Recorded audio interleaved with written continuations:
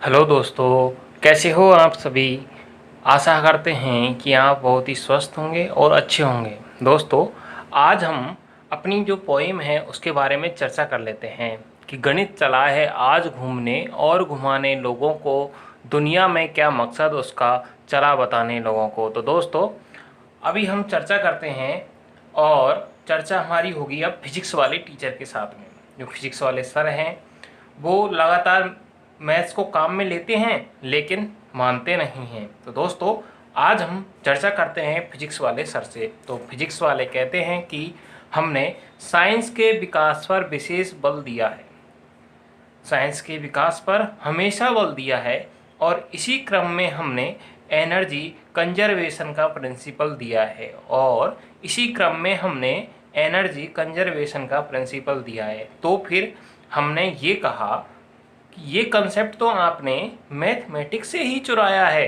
तो फिर हमने कहा ये कंसेप्ट तो आपने मैथमेटिक्स से ही चुराया है, क्योंकि आपसे बहुत पहले ही मैथ ने एंटायर फंक्शन को कांस्टेंट बताया है, क्योंकि आपसे बहुत पहले ही मैथ ने एंटायर फंक्शन को कांस्टेंट बताया है। उन्होंने कहा कि ध्रुवों पर सबसे बड़े दिन रातें होती हैं। ये कंसेप्ट हमने जाना, हमारी इस शोध का लोहा समस्त संसार ने माना। उन्होंने कहा कि ध्रुवों पर सबसे बड़े दिन रातें होती हैं।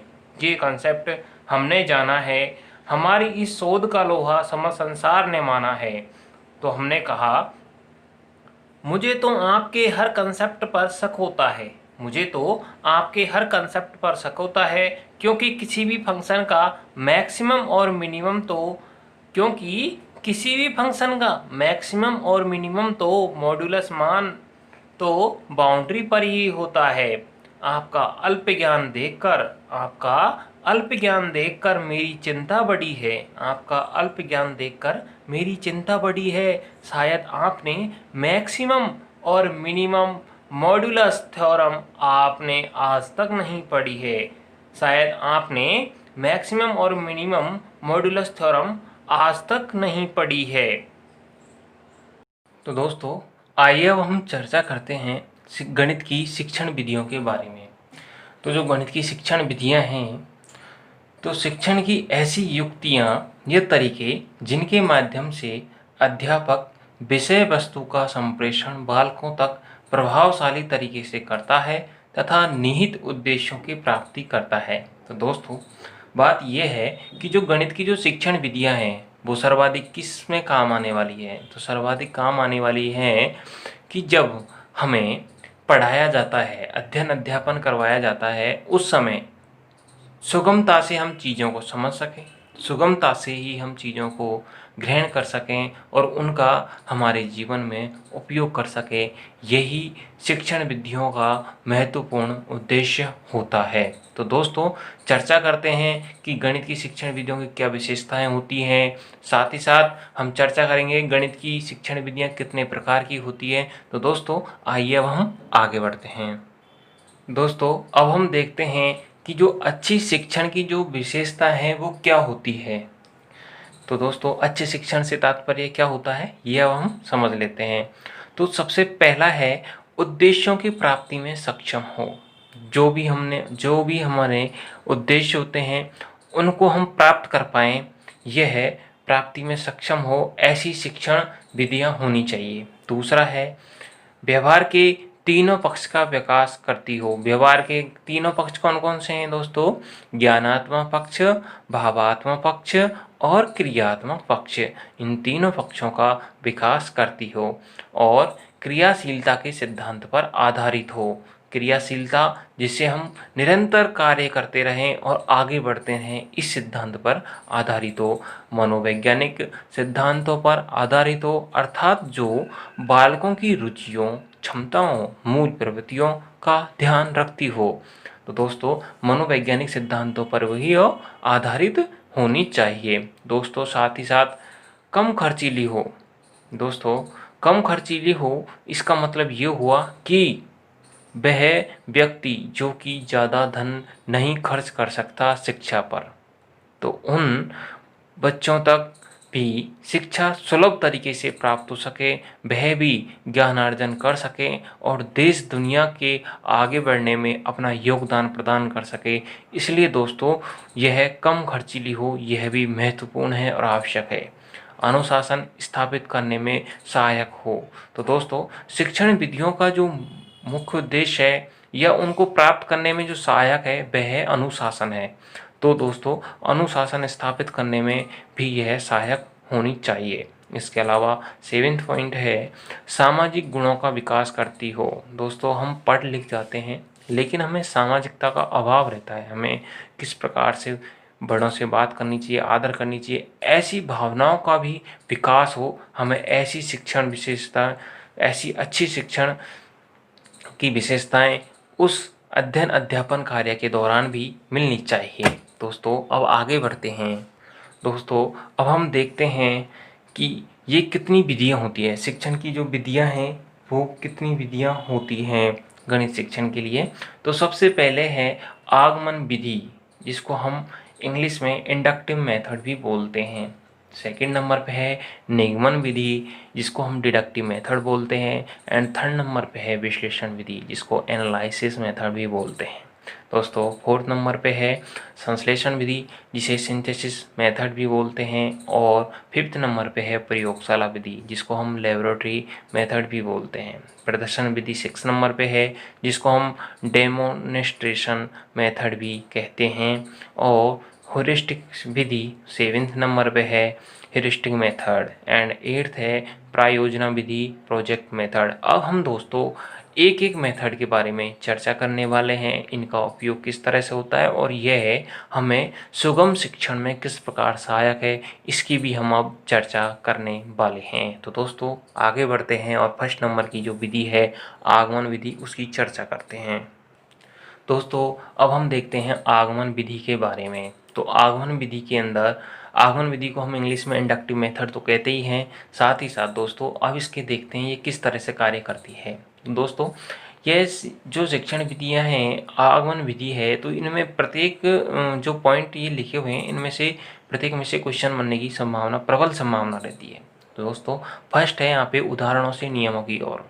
दोस्तों आगमन जो सिद्धांत है हमारी जो मानसिक शक्तियाँ हैं उनका विकास करने के लिए बेहद ही प्रभावी है। मानसिक शक्तियों का विकास करने के लिए बेहद प्रभावी है। तो इसके लिए देखिए दोस्तों, इसमें है फर्स्ट उदाहरणों से नियम की ओर, सेकंड है विशिष्ट से सामान्य की ओर, विशिष्ट से सामान्य की ओर, स्थूल से सूक्ष्म की ओर, प्रत्यक्ष से प्रमाण की ओर और ज्ञात से अज्ञात की ओर। दोस्तों ये हमारे पास 5 पॉइंट है। इनमें से एग्जाम के पॉइंट ऑफ व्यू से देखें तो ज़रूर से ज़रूर एक न एक चीज़ जरूर आती है इनमें से।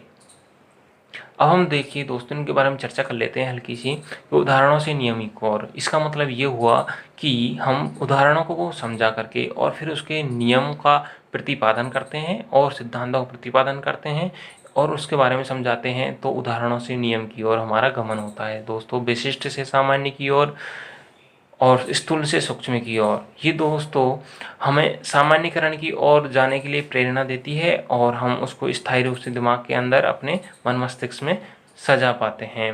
दोस्तों यह है प्रत्यक्ष से प्रमाण की ओर।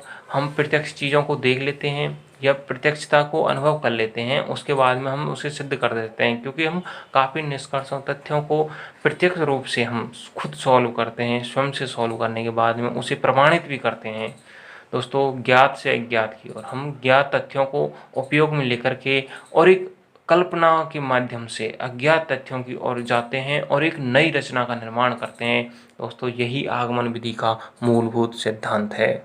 दोस्तों अब हम आगमन विधि के उद्देश्यों की बात कर लेते हैं। तो सबसे पहला जो उद्देश्य है, जैसा कि मैंने पहले भी कहा था कि सूत्र की स्थापना करना या सिद्धांतों को प्रतिपादित करना इसका प्रमुख उद्देश्य है। साथ ही साथ नवीन संप्रत्तियों को समझना, नवीन तथ्यों को समझना भी इसका उद्देश्य है। दोस्तों अब हर किसी भी वस्तु विशेष की कुछ गुण भी होते हैं तो कुछ दोष भी होते हैं। तो दोस्तों अब चर्चा करते हैं हम कि जो आगमन विधि है उसके गुण क्या हैं और उसमें दोष क्या निहित हैं। तो दोस्तों पहला है पूर्णतः मनोवैज्ञानिक विधि है। दोस्तों ये मनोविज्ञान के सिद्धांत पर आधारित है पूरी तरह से, लेकिन दोस्तों इसमें एक दोष यह भी है कि इसमें समय अधिक लगता है क्योंकि टाइम को बहुत ज़्यादा लेती है। प्राप्त ज्ञान स्थायी होता है और पाठ्यक्रम समय पर पूर्ण नहीं होता। यहाँ पे इसका गुण यह है कि इससे जो ज्ञान प्राप्त होता है वह काफ़ी लंबे समय तक हमारे मन मस्तिष्क के अंदर स्थायी रूप से रहता है, लेकिन दोस्तों इसमें जो पाठ्यक्रम है वह समय पर पूर्ण नहीं होता है। दोस्तों थर्ड है अध्यापक व छात्र दोनों क्रियाशील रहते हैं, दोनों की दोनों कार्य में क्रियाशील रहते हैं और नए नए सिद्धांतों का प्रतिपादन करने में लगे रहते हैं। लेकिन इसके लिए दोस्तों एक दोष यह भी है कि इसके लिए प्रशिक्षित अध्यापकों की आवश्यकता होती है, जो कि ट्रेंड हो, उन टीचर्स की इसमें बहुत ज़्यादा ज़रूरत रहती है, तभी यह संभव है। दोस्तों फोर्थ है प्राथमिक और उच्च प्राथमिक स्तर पर श्रेष्ठ विधि है। दोस्तों प्राथमिक और उच्च प्राथमिक स्तर पर इसलिए श्रेष्ठ विधि है क्योंकि जो प्राथमिक स्तर पर जो बालक होता है उसके पास में गणित का अमूर्त ज्ञान तो काफ़ी सारा होता है, लेकिन उसको मूर्त रूप देने के लिए मानसिक शक्तियों का विकास किया जाता है, वह आगमन विधि के लिए द्वारा ही किया जाता है। इसलिए इसे प्राथमिक और उच्च प्राथमिक स्तर पर श्रेष्ठ विधि माना है। लेकिन दोस्तों यह उच्च कक्षाओं में उपयोगी नहीं है, इसकी यह एक दोष भी है। अब दोस्तों हम चर्चा करते हैं आगे, दूसरी विधि है हमारे पास निगमन विधि के बारे में। आइए दोस्तों देखते हैं निगमन विधि के बारे में। निगमन विधि डिडक्टिव मेथड। आगमन विधि की यह विधि विपरीत विधि होती है क्योंकि दोस्तों वहाँ पर हम सूत्रों की स्थापना करते हैं, सिद्धांतों का प्रतिपादन करते हैं, लेकिन दोस्तों यहाँ पे कुछ अलग है, उसकी विपरीत है। इसका जो शिक्षण सूत्र है वह होता है नियम से उदाहरण की ओर। यहाँ पे पहले नियम समझो फिर उदाहरणों को सॉल्व करो। यहाँ पे सामान्य से विशिष्ट की ओर गमन होता है, जबकि वहाँ पे विशिष्ट से सामान्य की ओर गमन होता है। किसके अंदर? आगमन विधि के अंदर। यहाँ पे सूक्ष्म से स्थूल की ओर जाया जाता है, जबकि वहाँ पर कहाँ पर? आगमन विधि के अंदर स्थूल से सूक्ष्म की ओर जाते हैं।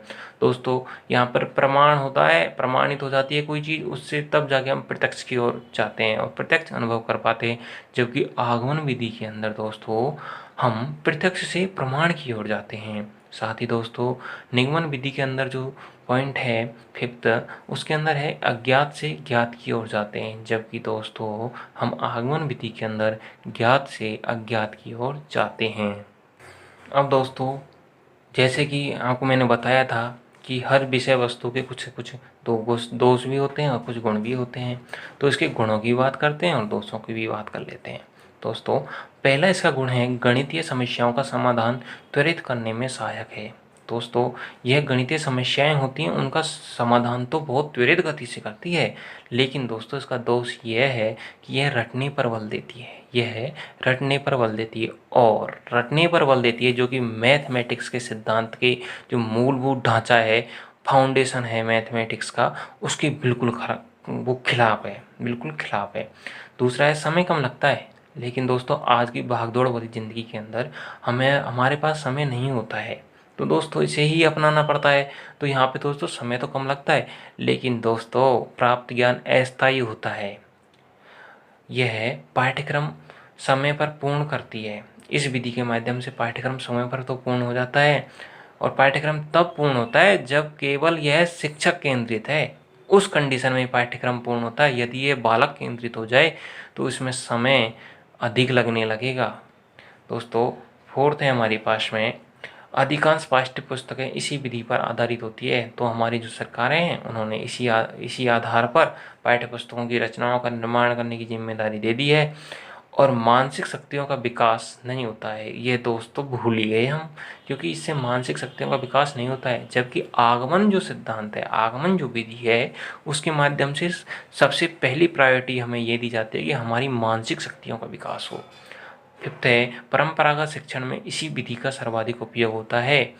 परंपरागत, हाँ दोस्तों यहाँ ये पॉइंट ऑफ व्यू से वेरी इंपॉर्टेंट है, इसका ज़रूर ध्यान रखना, क्योंकि ये परंपरागत शिक्षण में कौन सी विधि काम में ली जाती है, तो यह निगमन विधि ही काम में ली जाती है। यह अवश्य ही आप ध्यान रखें। दोस्तों यहाँ पे देखिए आप, इसका दोष क्या रहेगा, लेकिन बालक निष्क्रिय रहते हैं, विज्ञान के समय लंबे समय तक, सॉरी दोस्तों ये लंबे समय तक है, बालक निष्क्रिय रहते हैं, विज्ञान लंबे समय तक नहीं रहता है। दोस्तों अब हम बात करने वाले हैं हमारी विश्लेषण विधि के बारे में। तो दोस्तों इसके अंदर क्या होता है ये जान लेते हैं। इस शिक्षण विधि में किसी समस्या को खंडों में विभक्त करके, मतलब खंड खंड करके, प्रत्येक खंड का समाधान करके समस्या के हल तक पहुंचा जाता है। इसके अंदर दोस्तों यदि कोई बड़ी प्रॉब्लम है, बड़ी प्रॉब्लम को कई पार्टों में डिवाइड कर लेते हैं और हर पार्ट का हम सॉल्यूशन निकालते हैं और उसके बाद में हम एग्जैक्ट सॉल्यूशन की तरफ पहुंचते हैं। तो दोस्तों इसकी जो दिशा है वह अज्ञात निष्कर्ष से ज्ञात तथ्यों की ओर होती है। इसकी दिशा अज्ञात निष्कर्ष से ज्ञात तथ्यों की ओर होती है। साथ ही दोस्तों यह खंड खंड करके हल करने की जो सिद्धांत है उस पर आधारित होती है। तो दोस्तों यहाँ पे हमें जो बड़ी प्रॉब्लम होती है उसको हम कई पार्टों में डिवाइड करके सॉल्यूशन करने की दिशा में आगे बढ़ते हैं। तो दोस्तों इसके भी हम कुछ गुण और दोष को देख लेते हैं। अब दोस्तों इसके जो गुण हैं और तो दोष हैं उनके बारे में चर्चा करते हैं। तो फर्स्ट है, माध्यमिक स्तर पर अधिक उपयोगी होती है, क्योंकि खंड खंड करके कई वहाँ पे प्रमेय होती है ना दोस्तों, तो उनको जब हम सॉल्व करते हैं तो वो कई पार्टों में डिवाइड करके, कई क्वेश्चन ऐसे होते हैं लेंथी होते हैं और उनको भी हम कई पार्टों में डिवाइड करके सॉल्व करते हैं, तो वह इसी सिद्धांत पर आधारित होते हैं। तो यह माध्यमिक स्तर पर अधिक उपयोगी होती है, लेकिन दोस्तों इसमें समय थोड़ा अधिक लगता है। दोस्तों सेकंड है बीजगणित के समीकरण। इसका जो गुण है वह बीजगणित के समीकरणों को प्रतिपादित करने में सहायक है, जबकि छोटी कक्षाओं में यह छोटे बालकों के लिए यह अनुपयोगी विधि है। यह इसका दोष है। दोस्तों रेखागणित की प्रमेयों को सिद्ध करने में अधिक उपयोगी है, यह इसका एक गुण है। रेखागणित की जो प्रमेय होती है, थ्योरम्स होती हैं, उनको भी इससे हम सॉल्व कर सकते हैं। साथ ही दोस्तों मानसिक शक्तियों का भी विकास करती है। इससे भी दोस्तों हमारी मानसिक शक्तियों का विकास होता है। दोस्तों कुछ जो विधि दी गई हैं, इन विधियों के माध्यम से इनका सभी का एक ही उद्देश्य यह रहता है कि हम किसी भी तरह से इन विधियों का उपयोग करें और अच्छे से अच्छे शिक्षण कार्य का हम प्रतिपादन कर सकें या शिक्षण कार्य करवा सकें। दोस्तों अब हम एक एग्जाम्पल देखते हैं जो कि विश्लेषण विधि के ऊपर आधारित है। तो एग्जाम्पल में जो क्वेश्चन दिया गया है वह दिया गया है कि एक वृत्ताकार पहिया है और 500 चक्कर में 11 किलोमीटर की दूरी तय करता है। ऐसे 50 पहियों पर 10 पैसे प्रति सेंटीमीटर स्क्वायर की दर से रंग कराने का व्यय क्या होगा। तो दोस्तों हमें यहाँ पे खर्चा निकालना है कि कितना खर्च होगा। तो दोस्तों इसका हम सॉल्यूशन करते हैं। तो दोस्तों इसका हमें निकालना है क्या, व्यय क्या है, व्यय क्या होगा। तो इसके लिए सबसे पहले हमें देखना होगा कि 50 पहियों पर रंग करने का व्यय क्या होगा। 50 पहियों पर रंग करने का व्यय क्या होगा। व्यय बराबर हम 50 को हम मल्टीप्लाई कर सकते हैं एक पहिए पर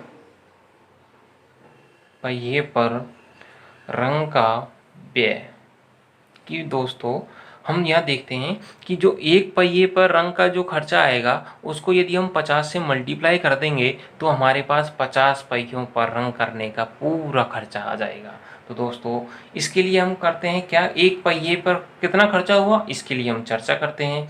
तो एक पहिए का जो रंग है वो किसके बराबर होगा, पहिए के क्षेत्रफल का रंग के बराबर, क्षेत्रफल का रंग के बराबर होगा।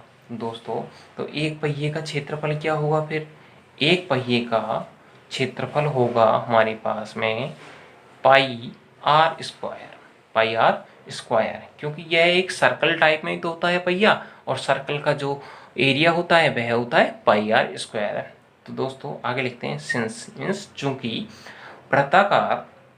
वृत्ताकार दोस्तों इसमें एक चर्चा यहाँ पे ये थी कि यहाँ पे हमें r की वैल्यू नहीं दी गई है। तो इसको r की वैल्यू को निकालने के लिए, इसका मतलब जो इसकी त्रिज्या है वो निकालने के लिए हमें कहीं ना कहीं जो पहला तथ्य दे रखा है कि 5000 चक्कर में 11 किलोमीटर की दूरी तय करता है, इस तथ्य से हम r की वैल्यू को फाइंड आउट करेंगे। तो दोस्तों अब चलते हैं, हम हमारी चर्चा को आगे बढ़ाते हैं और वह चर्चा करते हैं कि वृत्ताकार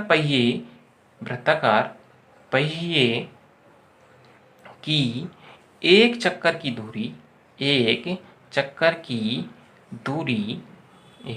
दूरी उसकी परिधि के बराबर होती है। उसकी परिधि के बराबर होती है, अब परिधि कितनी होती है दोस्तों, 2 पाई r के बराबर होती है।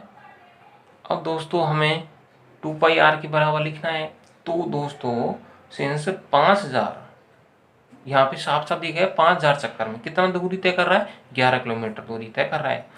तो 5000 चक्कर में 5000 राउंड में तय दूरी बराबर 11 किलोमीटर। अब 11 किलोमीटर को हम मीटर में कन्वर्ट करते हैं तो 11 मल्टीप्लाई बाई 1000 एंड अब ये मीटर में, क्योंकि हमें यहाँ पे cm स्क्वायर दे रखा है, मतलब हमारी जो इकाई है, यूनिट है, उसको cm में कन्वर्ट करना, सेंटीमीटर में कन्वर्ट करना है।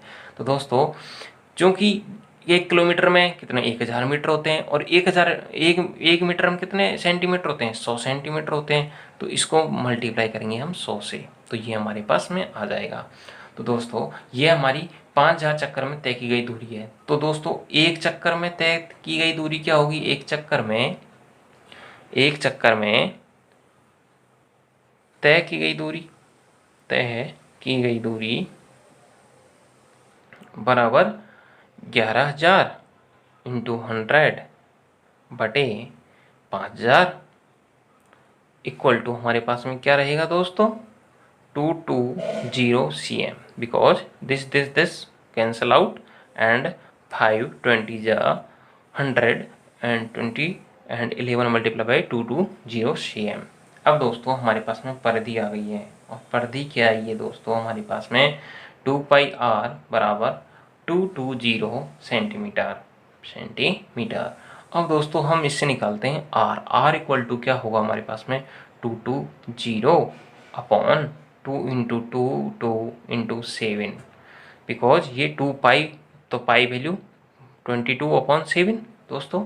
अब हम निकालते हैं यहाँ पे r equal to 35 cm, because 10 and 2 5 जा 10, 5 7 जा 35 सेंटीमीटर इसकी रेडियस आ गई।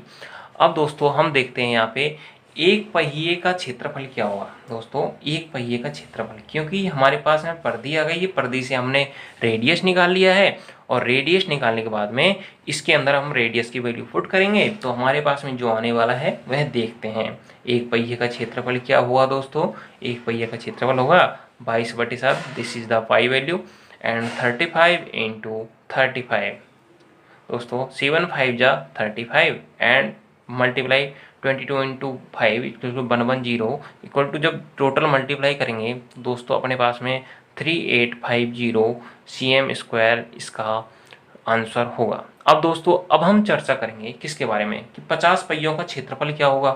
तो दोस्तों 50 जो पहिए हैं उनका क्षेत्रफल क्या होगा, 50 पहियों का क्षेत्रफल क्या होगा दोस्तों, होगा 3850 multiply by 50 equal to 192,500 centimetre square.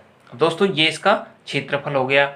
अब इसका जो टोटल जो व्यय होगा, क्योंकि 50 पहियों का क्षेत्रफल तो हमने निकाल ही लिया है ना, अब इसने कहा था ये सेंटीमीटर स्क्वायर में, अब इसको मल्टीप्लाई करेंगे किससे, 10 पैसे से, पैसा है वो ध्यान रखें, रुपया नहीं है पैसा है, तो 10 पैसा, तो इसको हम मल्टीप्लाई कर देते हैं 10 पैसे से। तो दोस्तों हमारे पास में जो आ गया आंसर वो 192,500 पैसे, क्योंकि 1 रुपये में 100 पैसे होते हैं ना दोस्तों, तो ये पैसे के अंदर ये हमसे आंसर पूछा है, तो 192,500। अब दोस्तों इसकी जो ये पूरी जो मेथड अपने अपनाया वो टोटली दोस्तों यह है विश्लेषण विधि या विश्लेषण प्रक्रिया कहलाता है। तो दोस्तों इसको ही हम विश्लेषण प्रक्रिया कहते हैं। तो दोस्तों आपको यह वीडियो देखने में काफ़ी मज़ा आया होगा और आपने ज़रूरी नॉलेज का अनुभव किया होगा। तो दोस्तों इसे ज़रूर से ज़रूर, अभी तक आपने मान लो सब्सक्राइब नहीं किया है तो ज़रूर कर लें। दोस्तों आपका बहुत बहुत धन्यवाद, क्योंकि और आप लाइक और कमेंट ज़रूर करें, क्योंकि ये हमें प्रेरणा देते हैं और हम अच्छे कार्य कर पाते हैं। आपका बहुत धन्यवाद दोस्तों।